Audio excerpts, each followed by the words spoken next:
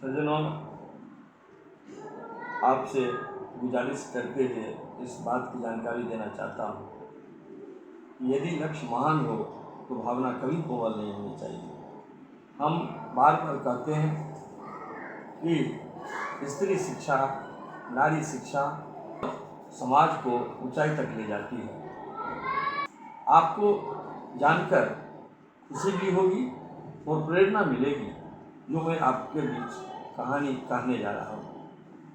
हमने अध्ययन के दौरान देखा कि भारतवर्ष के अंदर ही केरल एक राज्य है, जहाँ केरल में वायनाड जिले, जो केरल का सबसे पिछड़ा हुआ इलाका है, सबसे दलित वर्गों की संख्या वहाँ ज़्यादा है।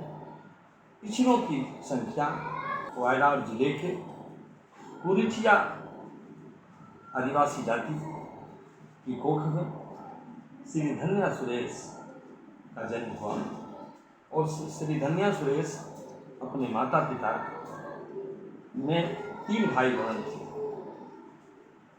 उनके सिवा धन्या को पढ़ाई लिखाई के लिए इतनी गरीबी थी कि माता पिता सोच भी नहीं सकते थे।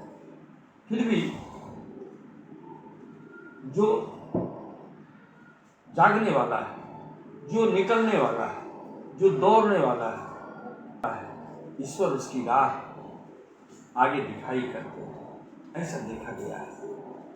उस आदिवासी लड़की ने यह संकल्प लिया कि मुझे पढ़ाई करनी है। उनके पिता दिहाड़ी करते थे और उनकी माँ मनरेगा की मजदूर थी। माता पिता की स्थिति को देखते हुए फिर भी उसने हिम्मत की कि 3 भाई बहन में जब मैं आगे निकल जाऊंगी तो परिवार सुधरेगा, मैं देश के लिए काम आऊँगी, समाज के लिए काम आऊँगी और मुझे पढ़ाई करनी है। कहीं अच्छे स्कूल की व्यवस्था सोच भी नहीं सकती थी, लेकिन राजकीय जो पाठशाला थे उसी स्कूल से पढ़कर वह निकली और महाविद्यालय तक की सैर की। जब महाविद्यालय पहुंची तो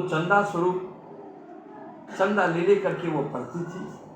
अपनी मेहनत से बच्चों को पढ़ा करके जूलॉजी यानी प्राणी विज्ञान में स्नातक की। जब प्राणी विज्ञान में स्नातक कर ली तो उसे लगा कि अब मैं कुछ कर पाऊंगी और उसने जज्बा को तनिक भी कमज़ोर नहीं किया।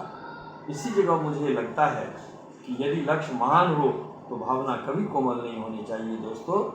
और वह लड़की अपने लक्ष्य को अर्जुन की तरह अपने बाण को कभी उबान नहीं करने दी और वह यह सोच के चली कि मुझे मंजिल हासिल करना है। उसके बाद वो कर्नाल विश्वविद्यालय में जाकर MSc की पढ़ाई की।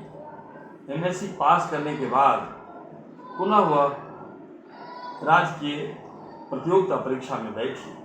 प्रतियोगिता परीक्षा में बैठने के बाद आदि अनुसूचित जनजाति विभाग में वह एक क्लर्क के पद पर आसीन हुआ। इससे उसके माता पिता, उसके परिवार के कुछ प्रकाश की किरणें दिखाई देने लगी और वह अपने साथ साथ अपनी बहनों भाई जो थे उनको भी पढ़ाई शुरू की। फिर भी उनका जज्बा कम नहीं हुआ।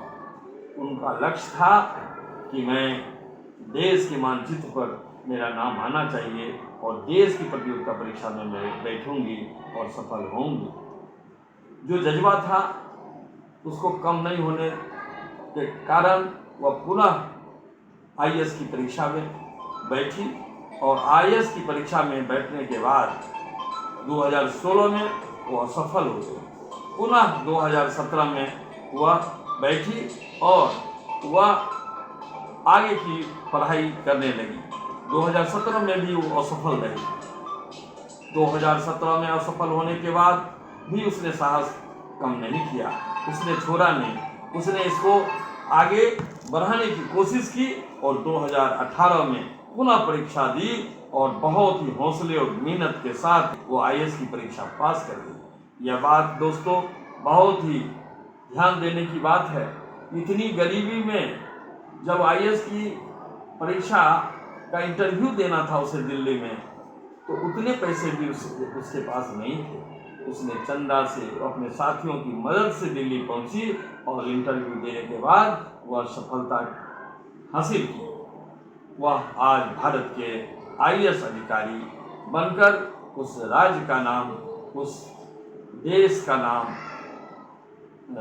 बहुत ही स्वर्ण अक्षरों का लिखा जाएगा कि ये गरीब आदिवासी महिला की कोख से निकली हुई बच्ची, जो पढ़ने की बात तो दूर रहे, वह मजदूर भी सही बन सकती थी या नहीं, लेकिन जज्बा ने, उसका उत्कृष्ट लक्ष्य ने उसे ऊंचाई तक पहुंचाया और वह IAS की कुर्सी पर जा बैठी।